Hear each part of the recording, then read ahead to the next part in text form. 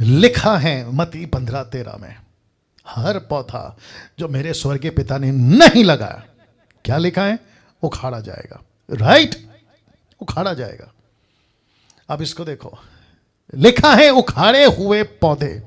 कौन से पौधे? उखाड़े हुए पौधे। इसको एक्सपोज करो, एक्सपोज करो, इसको एक्सपोज करो। इसको एक्सपोज कौन करेगा? मैं सबको पूछ रहा हूं, इसको एक्सपोज कौन करेगा? किसको? ये पौधे को एक्सपोज कौन करेगा? ये इसको एक्सपोज कौन करेगा? यस निर्जला जी, बिल्कुल सही कहा। सब लोग अपना हाथ लो और अपनी तरफ करो, अपनी तरफ करो, मुझे दिखना चाहिए, अपनी तरफ करो। इसको एक्सपोज कौन करेगा? ये पौधा कब का उखड़ा हुआ है, ये भेड़िया कब का भ्रष्ट हो चुका है, ये आपके चर्च में कब का आ चुका है, इसको एक्सपोज कौन करेगा? मैं वापस कहता हूं, इसको एक्सपोज कौन करेगा? अपनी उंगली अपनी तरफ करो। डैनियल राज नहीं करेगा, मैं कहां तक करूं? और तब जाकर मैंने ये पोस्टर रखा है, देख लीजिए। अगर अपनी भेड़ों को बचाना है, याद आ गया फोटो? अगर अपनी भेड़ों को बचाना है तो हाथ में डंडा उठाना होगा, हाथ में डंडा उठाना होगा। लिखा है यूहन्ना 10:12-13, जॉन चैप्टर 10 वर्स 12 and 13। कुछ लोग कहते हैं डैनियल भाई हाथ में डंडा हम क्यों उठाएं? तो तुम्हारे लिए वचन लिखा है, मजदूर जो ना चरवा है ना भेड़ों का मालिक है, भेड़िए को आते दिख भेड़ों को छोड़कर भाग जाता है, भेड़िया उन्हें पकड़ता तितर बितर कर देता है।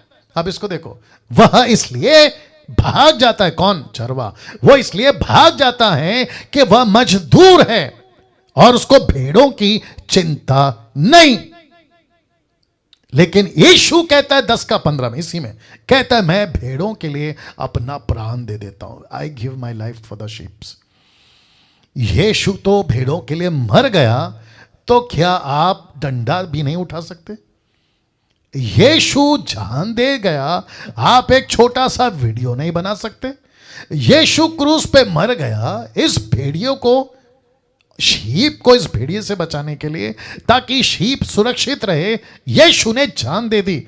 आपको इतनी तकलीफ है कि यीशु के लिए खड़े हो जाएं कि खबरदार भेड़िया, अगर तू मेरे टेरिटरी में आया, खबरदार अगर तू मेरे चर्च में घुसा अपनी गलत शिक्षाओं को, ऐसे डंडा नहीं उठा सकते यूट्यूब वालों। वाह, सही। इसलिए लिखा है कि उसको चिंता नहीं है, इसलिए वो भाग गया। मजदूर है ना, भेड़ों का मालिक थोड़ी है, भेड़ों का लिए जान थोड़ी दे सकता है। लेकिन एक था साहब जिसने अपने भेड़ों के लिए अपनी प्राण दे दी। अब इसको देखिए 20:28, इसलिए अपनी और अपने झुंड की चौकसी करो, इसलिए डंडा रखा हूं। लिखा है इसलिए अपनी और अपने पूरे झुंड की। कौन सी झुंड? आपकी झुंड, आपका घर आपका झुंड है, आपके डिसाइपल्स आपके झुंड है, आपका चर्च आपका झुंड है, जिसको आप लीड कर रहे हैं वो आपका झुंड है। और इसलिए जिसके हाथ में डंडा होता है ना, उसके दूसरे हाथ में चॉकलेट नहीं होता साहब। जिसके हाथ में डंडा होता है ना, उसका मुंह, उसका चेहरा, उसकी पर्सनैलिटी सेंटा क्लॉज के बाबा की तरह नहीं होती। वो सख्त होता है, उसके चेहरे पे एक शितक होती है, उसके चेहरे पे गुस्सा होता है, और वो खबरदार करते रहता है कि अगर मेरे टेरिटरी में घुसे। इसलिए लिखा है झुंड की चौकसी करो जिसमें पवित्र आत्मा ने। किसने? पवित्र आत्मा ने। याद आ गया? पवित्र आत्मा कैसे प्रीचर चाहता है, ऐसे प्रीचर। पवित्र आत्मा क्या कहता है? निरुत्तर करो, कन्विक्ट करो। ऐसा लिखा है कि पवित्र आत्मा ने तुम्हें अध्यक्ष ठहराया। अध्यक्ष का मतलब बिशप नहीं, रेवरेंड नहीं, सोफा पे बैठना, पानी का ग्लास मंगाना और चेलों से अपने पैर दबवाना और खूब पैसे कमाना, नहीं नहीं नहीं, नहीं, ये नहीं है वो अध्यक्ष। लिखा है पवित्र आत्मा ने तुम्हें अध्यक्ष ठहराया है। लिखा है कि तुम परमेश्वर की कलीसिया की रखवाली करो। बाप रे बाप रे बाप रे बाप रे बाप रे। लिखा है तुम कलीसिया की रखवाली करो जिसे उसने अपने लहू से मोल लिया है। लहू से मोल लिया है। मैं कुछ सेकंड रुक रहा हूं और मैं चाहता हूं कि आपके दिमाग में यह वचन लिखा है। पवित्र आत्मा चाहता है कि तुम डंडा उठाओ, पवित्र आत्मा चाहता है कि तुम अध्यक्ष बनो, पवित्र आत्मा चाहता है कि तुम्हारी बातें ऐसी हो कि भेड़िया भाग जाए। रमन साहब, आ रही है ना बात समझ में? ऐसा सुरेश साहब, सोलोमन साहब, आप लोग जितने भी देख रहे हैं, मैं सबको कहना चाहता हूं पवित्र आत्मा ने कलीसिया में अध्यक्ष बनाकर आपको रखा ही इसलिए है कि तुम कलीसिया की रखवाली करो, पैसे कमाने के लिए नहीं रखा, आपको फेमस होने के लिए नहीं रखा, आपको अमेरिका घूमने के लिए नहीं रखा, आपको परमेश्वर के कलीसिया को नोच नोच के खाने के लिए नहीं रखा। यस और नो? लिखा है रखवाली करो। आपको डरना किसी के भी बाप से नहीं है। जब यीशु की डंडा, वचन का डंडा आपने उठा लिया, आपको डरना किसी के बाप से नहीं है। नहीं डरना, मैं सबसे बात कर रहा हूं, नहीं डरना, किसी से नहीं डरना। एक जीसस क्राइस्ट, एक छोटा सा एग्जांपल दे देता हूं, दुखद है, अच्छा नहीं है। अपने देश के सिपाही थे, कम से कम 22 लोग मर गए, आपको याद होगा। इसी भारत के छत्तीसगढ़ के नक्सलाइट एरिया में बीजापुर के पास कम से कम 22 शहीद हो गए, 22 जवान शहीद हो गए। दुख की बात है। लेकिन जब मैं उनका इंटरव्यू, मतलब टीवी पे उनकी फोटो, उनकी डेड बॉडी, उनकी पार्थिव शरीर को जब भारत में, माफ करें, उनके घरों पर उनको जो है विदाई देने के लिए लाया गया, तो फोटो जब देख रहा था एक एक की, कोई 20 साल का, कोई 22 साल का, कोई 30 साल का, कोई 40 साल का। कम ऑन, ऐसी छोटी छोटी उम्र में ये लोग मर गए। किसके लिए? देश के लिए। किसके लिए? सुरक्षा के नाम पे मर गए।